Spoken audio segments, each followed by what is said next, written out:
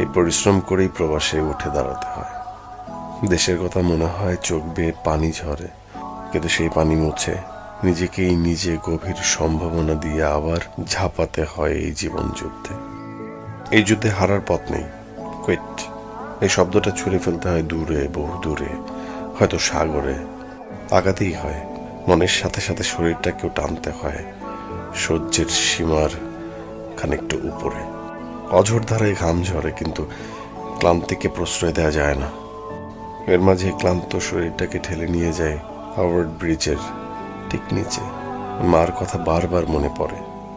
দেশে আমাকে এক গ্লাস পানিও নিজের হাতে তুলে খেতে হয়নি, আর এখন সেই আমি প্রবাসী কি করছি ভাবছি। মাকে কত কষ্টই না দিয়েছি, মা কত কষ্টই না পেয়েছে আমার জন্য। বহুদিন পরে মার সাথে কথা